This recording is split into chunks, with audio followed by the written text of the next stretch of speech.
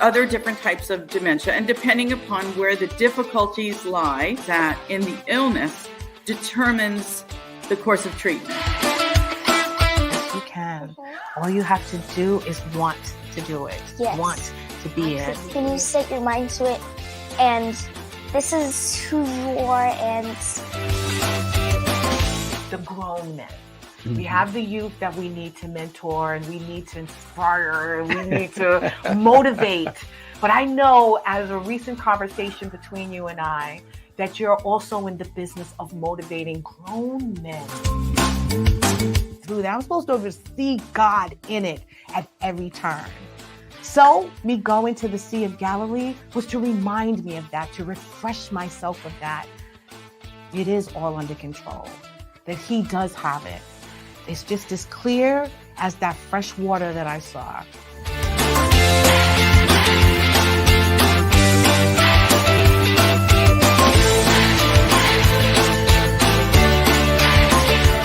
You're Our Unity, hosted by LeShawn Walker, Tuesday nights, 6 p.m. EST.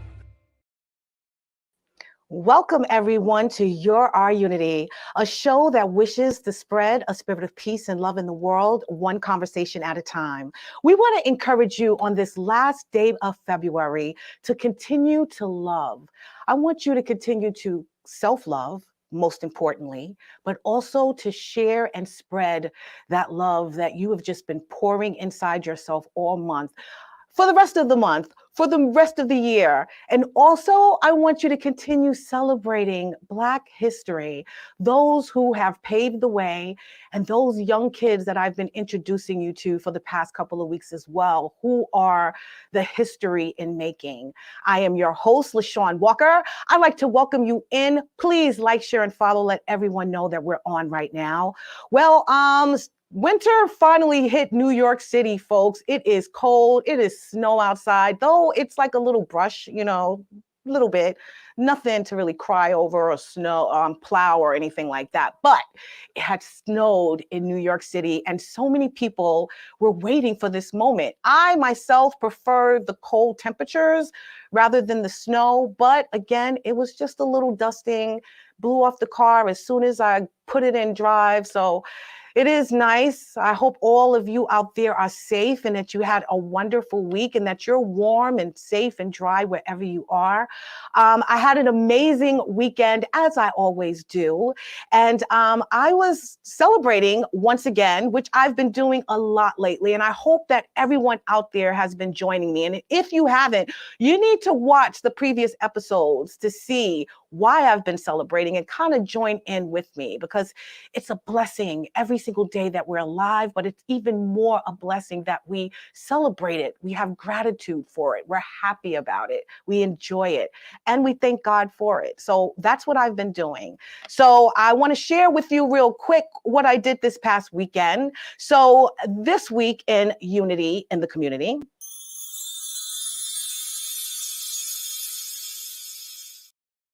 I attended an amazing show again for the youth. It is Layla's Drums and Dance. It was awesome. She had a performance with all of these young kids, all the way down from 2 years old up to maybe 17, 18 years old. These kids were amazing. They put on this is a skit that they put on, an improv. It was about these young kids wanting to go to college. One of the young ladies played the mom, and they basically was just sharing with their mother how important education was and how they wanted to be kids that went to college, and questioning if she was saving enough money for it. And then these kids, they were playing the drums. It was so beautiful. The sounds were amazing. They were so into it. The young lady who runs the school, her name is Anayo, and she was educating us all on what African beats are and how important it is for our culture, in addition to the fact of, where it originated and how important drums are to music and to just the world. how significant it is for our bodies and our minds when we hear the reverberation of that sound coming through our bodies. These kids put on such a spectacular performance. All of their creativity and their passion for what they were doing was just shining through. This young lady did double dutch. They had them really performing things that they like and they enjoy. And the audience ate up every single moment of it. These little kids were just so happy to be celebrated in that moment. They also had a hip hop choreographer who I believe danced for Lady Gaga as well as Janet Jackson. And that is that gentleman right there. And basically he's a choreographer for the school. So he helps out and teaches these young kids all of these amazing moves. Then I was blessed to actually be able to see someone who I really liked for a very long time, and that is him right there. We were reminiscing about hip hop culture.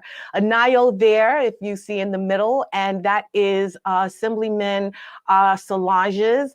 We honored and they honored CL Smooth from hip hop days of old. He sung a song called Reminisce, and it was actually one of my favorites. So him and Nayo went to school together, and they honored him with an award for all that he does for the community and all he's contributed to her organization. So please, I employ everyone out there, especially if you want to bring out your children's creativity. I think that you should send them down to Anayo's drum and dance school. It was amazing to see these young kids display their talent and enjoy it and felt prideful about it. And everyone in the audience truly enjoyed what they were seeing. And I wish them well in their journey and their hopes for the future. So again, it's all about empowering the youth this month, as you know. But I want to every month also share with you real conversations with real people about what is on our hearts, how we feel about the world. I'm calling it the Purpose Panel. The Purpose Panel is to share, our differences and celebrate them, but to also expose the commonalities that we all have if we just have meaningful discussions with each other. So a month ago, last month, our discussion was about faith. What is faith? We had this discussion with my Purpose Panel members. One of them, Reverend Casey Jones, unfortunately will not be joining us this evening, but I want you guys out there to please pray for her. Her father is not doing well right now and she is tending to him. So we send our love and our prayers to you and your dad and your family as well, Reverend Casey, and you are missed. So today on the Purpose Panel, we have two gentlemen that were here last time, and it is my friend Neddy Smith. The title of the show is Faith Impact Part 2. Neddy Smith is an author, poet, educator, professional musician, and CEO at NedGen International. Neddy is also a composer, music producer, songwriter, bassist, and band leader. He has led and directed various music groups and a music ministry. Neddy's primary goal is to bring a new generation of authors, poets, composers, songwriters, and music lovers to the attention of indie creatives, linking them through music, storytelling, and poetry while appreciating and experiencing various genres of art through words, music, and expression. We also have Mike Line Jr. Mike is the founder of Modern Peace Ministries, which seeks to save the lost, equip the saints, and renew the culture. Mike has a love for getting to know people from diverse backgrounds and cultures. He is a graduate of Faith Bible Institute and has a passion for teaching and learning from others. His mission is to spread kindness and building communities of peacemakers. Please help me welcome my panel for this evening, Mike and Neddy. How are you guys? Doing well. Doing well. Yeah.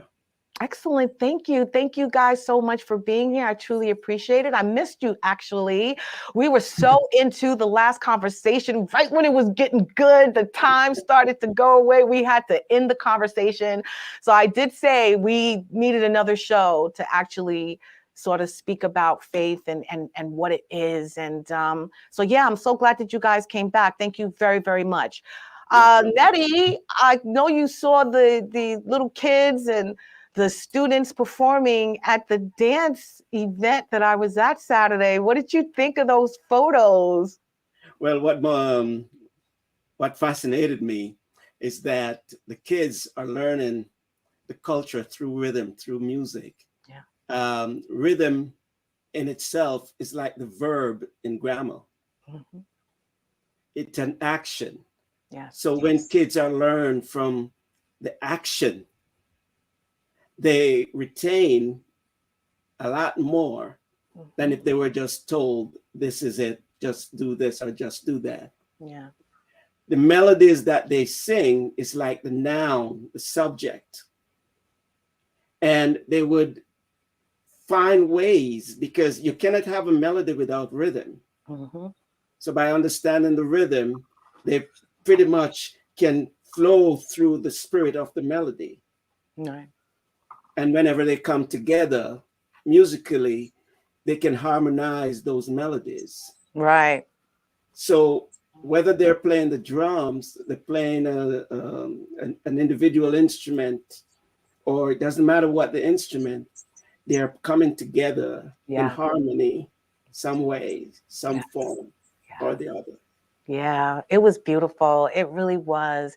And to see that, actually what you just said happened right in front of my eyes. I saw the intensity for which they were doing things, and the movement, and also them listening to every single beat, every single sound that was being played, even the words being spoken. It just brought them to attention. It was truly amazing to see, and especially from kids from 2 years old all the way up. It was truly impressive. So I knew that would spark a chord in your heart. I really did.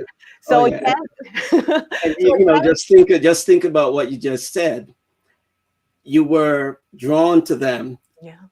It wasn't just about entertainment. It was about the expression that they were given. But each word that comes from that sound, if you knew the language that was spoken, then you would recognize the words from those sounds.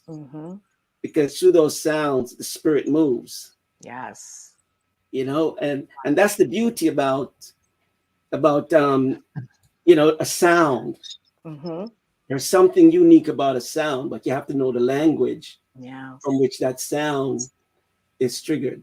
Well, you're absolutely right. And I don't want to dig too much into music, but you're so right about that, because certain sounds are intoxicating, that you're just drawn so deeply into them that your body does, or your ears, or even your voice, wants to catch it, wants to catch that sound, catch that music, that energy that's coming from it. So I agree with that. That is so deep. I don't want to bore people, because we can talk.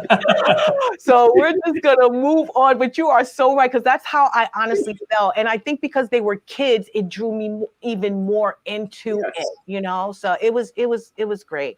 All right, so today we're going to talk about, as we were talking about last month, faith. But this time I want to talk about, where does faith come from? And where do you find it? So that's the question on the table today in this discussion. Where do you find faith? Now, we know that faith is a gift of God, a gift from God. And, Bible scriptures, all of them speak to that. But I want to ask you real quick, Mike, you tell me, where does faith come from? Or where do you find it? Yeah, actually, I think I want to kind of boost up what you said, that it's a gift from God. And the way that I was thinking about this, I don't know if any of you, this sounds like it's a little bit off topic, but stay with me here. If you've heard of the comedian Yakov Smirnoff. Yeah. So he had these jokes that he would tell, and it was Russian reversal jokes. And the idea was like, oh, here's how things happen in America. And in Soviet Russia, it happens the other way around. And usually the joke was designed to kind of laugh at Russia, how Russia is built. So, for example, it would say, oh, in America, you sit down and you watch TV. And in Soviet Russia, the TV watches you, you know? Right. Or in America, you go with your friends and you have a party. But in Soviet Russia, the party finds you. Right. And so I want to say with faith, faith finds you. Because we're kind of out there, honestly, with our backs turned to God, and He works on our hearts and kind of softens us, humbles us, and gets us to realize that we're lost and gets us ready to receive that message, you know? Yeah. Yeah. No, I agree with that. I mean, that gift is given freely to us. And it is, you know, us that is supposed to be there to receive it, and receive it graciously. And as you mentioned, our backs are turned right now. A lot of us, our backs are turned, and it's been it for a very long time. And I want you to speak to that, Neddy. What do you think about what Mike just said in terms of our backs being turned? Our backs are to a wall in a society that does not recognize certain quality that is within. Within us, we have all the criteria, all the things, the elements that we are created with. And one of them is that faith, the substance of the things that we are hoping for, the evidence of the things that we have not seen. But it's a subjective. Yeah. And because it is subjective, it's hard for anyone to teach faith. Yes. Because you have to recognize for yourself what it is that you have within you. For example, what is in your hand is a physical thing you're asking. Is something in your hand? Can you see what's in your hand? Or do you have something physical to hold in your hand to ask that question? What is in your house? Is it the physical house or the spiritual house? So one is teaching you to look at the other. Right. What is in you personally? Yeah. So we have to find these questions and then define them within ourselves. Right. For example, if you wanted to find what you have learned in school, you would go to the dictionary and look for the definition. True. Right. You would the professor would say, oh, you got to study for this particular exam. Faith is totally different. Right? And it's the difference between cognition and cogitation in terms of thinking. Right. Right. When you think of cognition, you're thinking mainly of, study to learn, whether you're doing in psychology or you're doing that. Right. With cogitation, it's more of a meditation. It's a different level. Right. Yes. Yes. See, totally different level. Solomon had to go there to ask for wisdom and understanding. Why did Solomon not ask someone to help him? They could not. Right. Physically, yes, they could help him physically. But spiritually, they could not. Right. So he asked for understanding and knowledge to lead the people. Right. So he went to another level, another dimension, to recognize what was within him that needed support. Yeah. And that's why he went to the nth dimension of cogitation rather than cognition. Right. That is more physical. Wow. understanding. Go ahead, Neddy, Mike. are you kind of saying that because everybody has different experiences, that it's difficult to lead somebody into faith, that they have to experience it for themselves in a way that relates more to them? That's kind of what I'm getting from you. In an essence of a culture, in the essence of one's being, yes. But let's think about it this way. Someone tells you a word, then you read that word, and then you study that word. Carefully, listen to them. Mm-hmm. You hear the word, you study the word. I mean, you hear the word and you study the word. Mm-hmm. But then, when you heard that word, did you think about meditating on the word? Mm-hmm. Did you think about sharing the word? Mm-hmm. Or did you think about elevating yourself with that word? Because you got to study yourself, study to show yourself that you have recognized the other level from yourself. Right. See, anybody can tell you anything. But what do you believe and what do you have faith for? Remember what Jesus did. And this is a good physical example. If you have faith as a mustard seed, Mm-hmm. right? Then you will recognize what that physicality means in the spirit. Mm-hmm.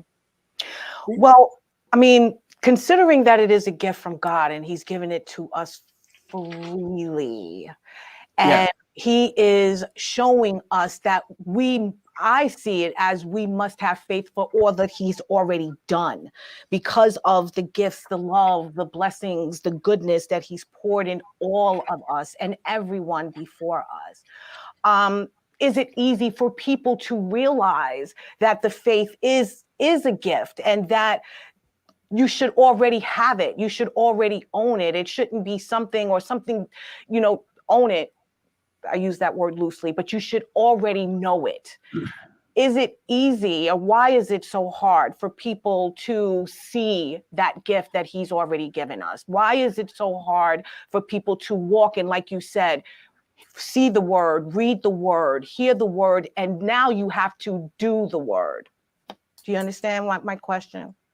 Yes, Well, many of us, and I'm including myself too. Sometimes I don't even obey what I've studied because someone told me and I didn't really have time to go and meditate on it. In I think it's 1 John 4:1. It says you must test every spirit. Test it. No matter what anyone says to you. Test what they say. Now, how are you going to test what they say? You can believe what they say because someone physically told you something. Or you can meditate on the word and compare it with the spirit of the word. Right? The speaking of the word and the spirit of the word is two elevation. well, See? Go on, Mike. Sorry. I think that LeShawn, you're kind of asking about how people can come to faith and they don't realize that it's a gift from God. I think that we understand those things because we see where it's written, but honestly, it's kind of mysterious. The Spirit acts in ways that we don't always understand. True. But like you said, LeShawn, I think that we can have faith in what God has already done around us, even for those that don't believe. Right. They need to know that, the Bible is a historical account of Yes. things that happened to the Jewish people for thousands of years. And God revealed Himself to them and made them promises and guided them. And even they're under attack by an enemy. and he says, okay, go over to this hill and attack them in this way, and you will have victory. Doesn't matter that you have only a few people compared to them. Doesn't matter that they have more military strength and tools to defeat you, their technology. They still won. God is faithful in all he does, and we can rest our faith on that, even if we haven't seen him yet move in our lives, but he will. Yep. That's exactly what I'm talking about. That's exactly what I'm talking about. I find that people, I have faith, they use it so loosely. And the faith is already in us. It was already given us from birth. And it's just a matter of, and I think we mentioned it the last show, of exercising and putting it into action. But Neddy said, it's the reading, it's the meditating, it's the actual absorbing all of what the word of God is and means. I think some people have a disconnect. Do you think that that's the case too, Mike? People, kind of disconnect God with faith to a certain degree, like they don't sort of connect the two, that it really does come from him and it's not a I have thing because of my own thoughts, beliefs, or idea of how things are going to work out? Yeah, I think it's easy to disconnect the two, because understanding faith is something that I think even very intelligent people have struggled with, over centuries.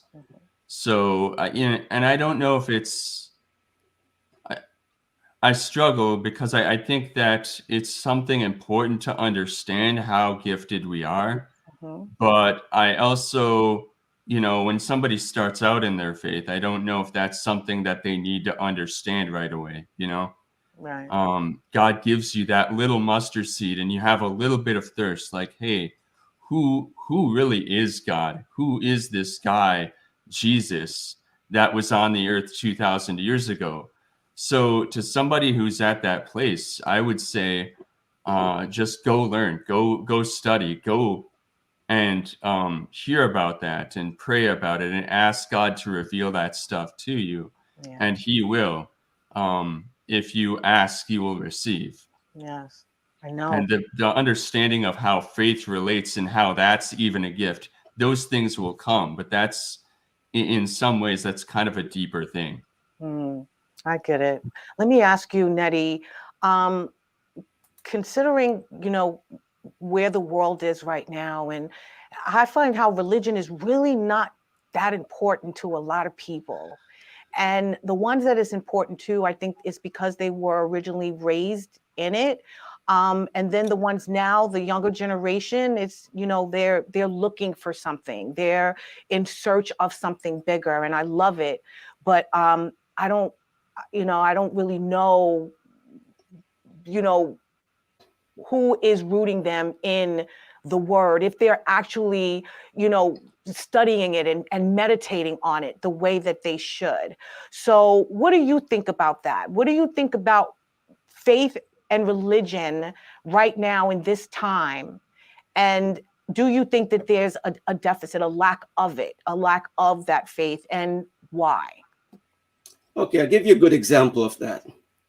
When I began my spiritual journey, I went into a brick and mortar church. I'm not calling names. Brick and mortar church. And I sat in the back pew. A lady came to me and said, I can't sit here because I'm not properly dressed. Yes, you told that story the last show. Yes. And I was amazed because I just started this spiritual journey from what I had received. So my faith was building, but that was a test. I'm not against them telling me I'm not welcome. Right. But it was just saying to me in my spirit, what I got was, listen, this was not the place for you. But it was a test. Are you going to fall away or are you going to continue your journey? Right. I continued the journey. And as I continued the journey, I began to feel more secure and more powerful because what was rising within me I began to feel more powerful now, you know, because I was not going to allow one incident to deter me Right. from my path, you know, whether it's my path of righteousness. And sometimes I get off on the exit of unrighteousness. You know, I have to get back on. there's no right. Oh my God, we all do. But you're gonna go through those obstacles You're to right. get to that place. Mm-hmm. So it's important to recognize what it is that is within you, and we all have that gift. Yeah. Some of us don't recognize it until later. Some recognize it early. Some recognize it in the middle. Mm-hmm. But once you are on that spiritual path, you have to continue to delve deeper and deeper into the word, because sometimes, for example, there was a time I wouldn't read the italic words in the Bible. Really? Yeah, I wouldn't read them Why? because they were put there because, you know, someone said, okay, this is missing, so they were put there, you know, and nothing is wrong with it. Right. It makes it read smoother, but I had to skip that so I can read it for myself in that way without it. I like that you said that. I actually like Old Testament, old scripture.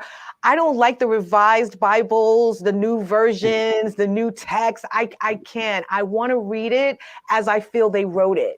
And I want to understand it in that context, the ye's, the thys, the those. I want to recognize it in that context. I want to put myself in that moment. And I guess the same thing you said, and just experience that journey in my own way. So go ahead. I'm sorry to interrupt. Continue. No, that's fine. But it's important to understand the ministry of Jesus, you know, up to the point that when he went to the cross and what it really meant. So these are the things that the young people need to really learn about. For example, I'll give you a good example, and Mike can follow me on this one and correct me if he may. For me, the cross means something very important, right? For example, there are 4 quadrants on that cross. One quadrant to the right has 2 positives. Another quadrant to the left has a negative and a positive.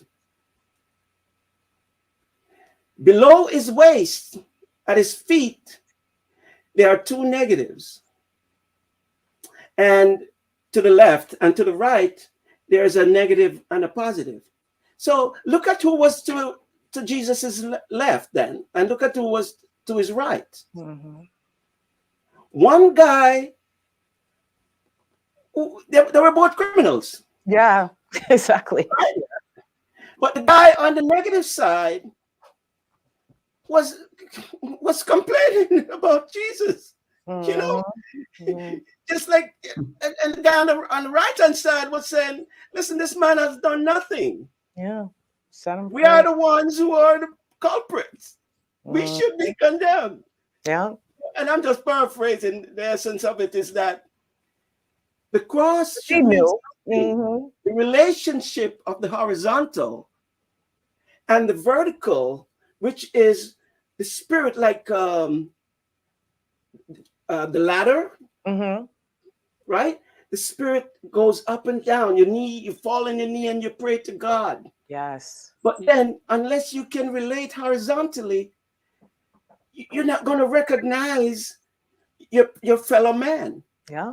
Yeah. And that's why it's so important to understand, for the young people, whoever you're going to teach or whoever you're going to bring together, that there is a fundamental note, and I'm using a musical term.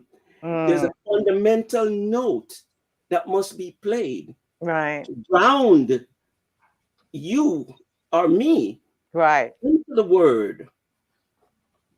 Because beyond the word, the fundamental word, Right. there are nuances or harmonics. Right. There are different level of sounds. Because remember, the word itself, it's like water flowing, and you can hear the water coming from miles. Yes. Yes. You are So so when you right. hear the water, there's a whole lot of other sounds Mm-hmm. beyond the one you heard initially. Same thing in music. Mm-hmm. So when a word is spoken, don't just take that word and say, oh, Mike said that word, so I must just accept it. No. Beyond that fundamental word, Mm-hmm. there are nuances. Yeah. Like I was on this word. That's how I came up with cognition and cogitation. Because Right. I was in this frame of mind, you know, and I could have gone with connotation, but I wasn't going to go there. You just want to You keep know, using these big so words, like, good. when I got when I got a word, you guys, when I get a Oh boy. word, I don't just stay on the fundamental word. Mm-hmm. I put that word in a circle Right. and then cluster around it. What does this word says to me? What Right. does this word say? What is my spirit agreeing with? Right. So if I'm not in agreement, that means there's no harmony. Mm-hmm. So I'm looking at the melody, the noun. I'm looking at the harmony, the adjective, because it has to describe the noun. Mm-hmm. So the adjective in music for me is the harmony. But that verb, if my heart is not pumping right, Mm-hmm. that means it's offbeat. So if I'm discerning something, if fear comes to me, I must be able to discern that fear. Right. So if my heart is beating a little bit erratic, something is not in tune with me. Mm-hmm. So individuals have to be in tune with their environment. True. You have to be in tune with your family.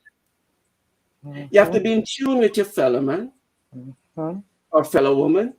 Mm-hmm. You have to be in tune. And so when I do music, for example, I did a nursing home on Friday. And before I even played a note, I let them see me tuning the instrument. I didn't just go and play. Right. And I explained to them why I had to tune it. Because everything must come together as Yes. one. Right. So the spirit is very important. If the spirit is not in tune with the people you are around, Mm-hmm. you're not going to be comfortable. How do we? Somebody is going to put a wedge. Yeah. How do we bring that spirit back? There used to be a time that I felt the spirit of God was just palpable in the air. It was felt. I remember a time, when I was younger growing up, that's really all I heard was about God and faith and your blessings. How do we bring that spirit back and let people realize the gift that they own every day that they wake up, that they have permission to have every single morning that they wake up, Mike? Help me out. What do you think? Yeah. Mike is on. Well, it's hard because you're talking about young people today and what they need to be taught, and we're missing a lot. There's a lot of pain and suffering that a lot of people are going through these days, and this world is getting kind of jacked up. And we can step out and try to do things to change things to make sure that there's justice in the world and peace. But ultimately, human beings cannot do that by themselves. We shouldn't rely on just us. We need to rely on God. Yeah. And I think one of the biggest problems that we're dealing with these days, we have all these issues popping up left, right, and we're saying, oh, how do we deal with this? How do we deal with, we have this issue, we have depression, we have all these other things going on. But those things are, it's not that we have, 12 different problems and we're trying to attack that. The problem is at a root level that people are basing the way that they look at the world from people's perspective instead of God's perspective. Yeah. God has the solution to all of these things. And I think that a really good resource out there is if you take a look at Ken Ham talks about the Christian worldview and how there's really only one other worldview, and that's the view that what I say is the truth. Right. And if we base everything on that, here's the problem. You see things differently than me, and Neddy, you also see things differently. We all have different viewpoints. Right. Well, who's right? It's good that we see things in different ways. We can, as people in the body of Christ, we can use that to boost each other up. But we need a central thing that unites us, that gives us value, that when we face problems, we can say, I'm pressed, but I'm not crushed. Yes. I'm persecuted, but I'm not abandoned. I'm struck down, but I'm not destroyed. Yes. So that's what we need to do, is we need to first find that central thing in God and know our value because of Christ on the cross. And then God can work through us, through the Holy Spirit, together to unite us and bring us together to look at these things, and to, that will come out then from God. And as we do those works that he's set for us to do in life, and that will help make the world a better place. Yeah. Let me tell you something. You struck something that I've been thinking about for so long. And it is that one voice, that one connection, that one person that God has blessed with his prophecy, so to speak, the Moses, the Abraham, the Jacobs.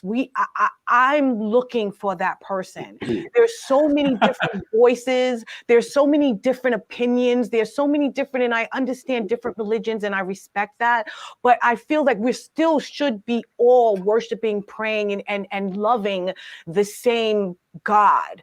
But I think that's what we've lost, because if you think about it, back in the Bible days, soon as our backs were turned away from God, they saw it, they knew it, they experienced something amongst them was going wrong or was off. They were attacked, they had the locusts, they had the plagues, they had all of these things, and then they all cried out to God in unison for him to forgive them for their ways. And I feel that there's a moment in time in every generation for that. I feel like we are living through that right now, actually. Oh yeah. And I'm struggling to find out how we're finally going to get out of it if we don't find that one voice, that Moses, that Abraham, that Joseph and Jacob, that David. Where is that voice that's going to bring us all to him? Because there are so many of us out there that know what we need. And we're speaking from so many different areas of the world with the same meaning and the same mission. But we're not speaking to all the same people at the same time.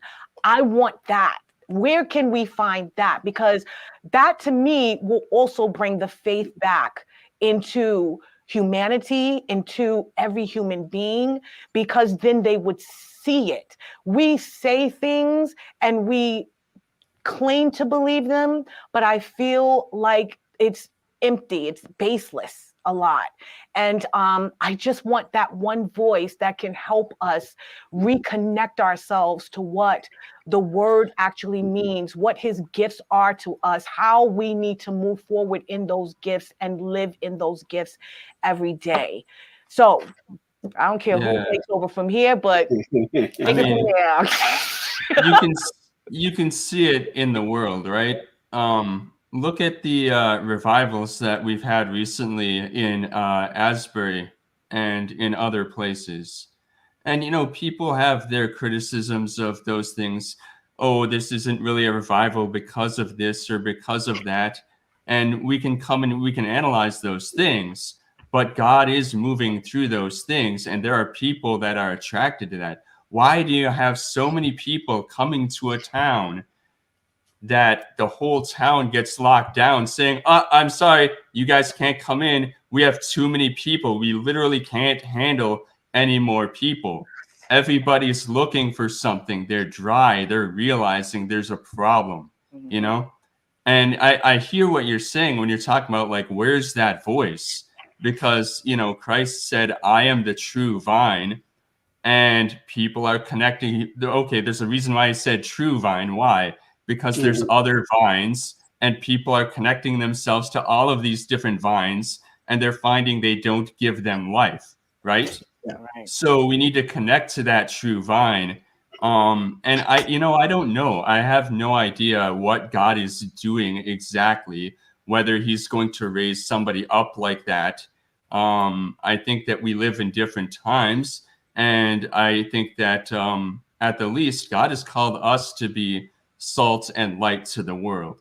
So there might not be one monolithic guy saying, here I am, the man of God, follow me, I will lead you guys. Mhm. But each of us, as we have salt, as we have light, can go into the world and do what we're doing right now. We're talking about it, and somebody's going to see this and say, oh, I've tried so many things. I've tried to find meaning in wealth or status or relationships with women. Young guys get into that trap, different things. And I found that it's dry. Where can I go? Now maybe they see this video and us start to understand some things. That's why we get called to God. Part of the humbling that the Spirit does in us is to bring us to that spot. So yeah, again, I don't know if God is going to raise up one person that we will all follow, but we can all speak to what we have seen through the Spirit, and that can help. Well, I wish he would. I really do. I think a lot of people who don't want to listen to people like us, because I know it is our responsibility. I say that. Keep talking. Give me a second. Yes, it is our responsibility every day for us to be, the people to bring, others closer to God and to be the beacon of light and hope to the world because of his gift to us and in us. But yeah, I don't know. I'm personally, my faith is strong. I question faith in humanity. I really do. And I question, where the masses stand on the spirit, and the actual word of God. I feel like it's not, used properly anymore. So I think that's why I'm questioning. So yeah, if you like, go ahead, elaborate on that. I can understand that, because there's a lot of people out there saying a lot of things, and there's even people in the name of Christianity saying, God hates you because of your lifestyle and different things like this. And for anybody who's experienced that, I sincerely apologize. That's not truly representing what Christ came here for. Yeah. But there is light and there is hope, and there are people that understand. And Christ said, on the statement that he is the Messiah, the Savior of the world, on this I will build my church, and the gates of hell will not prevail against it. Yeah. So I have to be honest with you, LeShawn. I don't have faith in humanity either, but I'm not trying to say anything bad about the world or the people in it. Right. But I have faith in God, because again, in the Old Testament, you see that the Jewish people tried to follow God's law to the letter. They tried really hard, and they did real good, but they failed ultimately. And that's to show us that we are not capable of living up to God's standard. Of course. So yeah, I don't put my faith in people trying. I put my faith in God. And if we also put our faith in God, God can work through us to make things better. Yeah. Well, I'm hoping and praying that he's working through enough of us to get that message out to the masses, to the world, not just a small select few. I want it to be heard from every human being that was born of him because they were born of God. And I think that's where a lot of people get disconnected as well. So before we go, because time is winding down, Neddy, what would you like to add or share to the conversation? I saw you jet it out real quick for a little quick second. Yeah. Anything you want to say? Well, what I could add is that ever so often, a generation or so, a person will come along. It's only a few that will receive certain qualification. We might have everything like that person, but only a few will come. Martin Luther King came and he said, you know, I've seen, just like Moses, right? And he also said, I might not get there with you. Right. See, you have to understand each word that he's saying. Yeah. And I'm just paraphrasing now, right? I might not get there with you because he was at a deeper level of cogitation, at that dimension that people around him might have thought, what is he talking about? Yeah. He's protected. We are all here. We're going to protect you. Yeah. No, he has already given that up. He has already given up the physical. Yes. And he was at a different place. Just like Jesus on the cross. That was his physicality. But the Christ within him, the office he had to give up. Yeah. If this cup could pass, you see, so we can't comprehend a lot of the things that some people have already given up their life for. You know, we might look at it in the physical and we might say, oh, you're wasting your time. But their life is already given up for you. Yeah. Something that is important for the community. There are people in the community right now. You know, whatever community it is, that have already given up their lives to serve that community. So we can take that, you know, I may not get there with you. Right. But I've seen the promised land. I have faith. Yes, I believe. I know. I agree with that. Yes, I love that, Neddy. I love that a lot because you're right. I think, as Mike mentioned earlier, it is really in each one of us to share that with everyone that we encounter on a daily basis. And I love that. I love everything you just said. I do. It is so true. So, Mike, before we go, because we're almost out of here, I want to just ask you, what's on your heart and what would you like to share about the topic and where faith comes from and where we find it? Any last words? Just mainly to those who are not as familiar with God, or, you know, like I spoke about earlier, maybe you had an unfortunate situation with somebody who claimed to be a Christian, you know.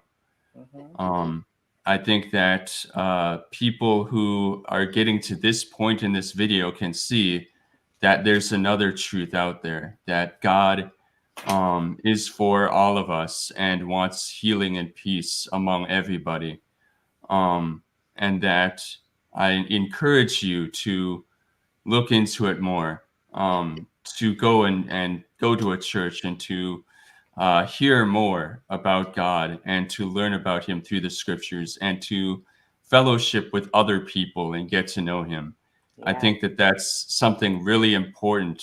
And it's something that's difficult too, but people around you will support you and will lift you up.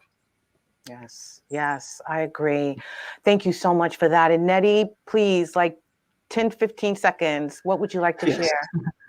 Well, it's important to understand the word that you're hearing. Mm-hmm. It's important to meditate on the word that you're hearing. Yes. And it's important to study the word that you're meditating on. Yes. You see, you can study the word and still don't know what it means if you're just looking to pass an exam in a school. Right. But when you meditate on the word, personalize it, and that word will somehow become meaningful to you. Yes. So that's my charge. Thank you so much. I like to thank you guys so much for being here. We're going to throw up your information real quick where you can reach out to Neddy and as well as Mike.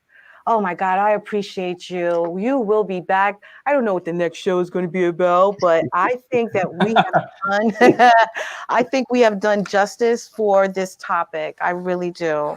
So I want to get real quick to the Dare to Be You. And it is so simple.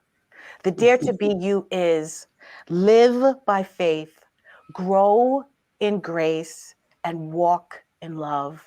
I hope that you guys just got that message from our discussion today, that we just want you to accept gracefully the blessing of the gift of faith that God has given you. Use it, live it, walk it, be everything in all things that he created you to be, but share yourself and share his love with others, especially if he's pouring it into you with such passion and such mercy and such grace. Use it. I'd like to thank you, Neddy, for being here. I'd like to thank you, Mike, as well. You have always just been a beacon of light to me, as always. And I want to thank you, the viewers, for tuning in to another episode of Our Unity. I want you to remember that peace and love is in the palm of our hands. Let's go out there and spread some love, give some love, and just be pure love. I love you guys. I want you to have a wonderful evening. We will see you next week on Our Unity. Everyone say good night. Thank you for being here. God bless. Blessings.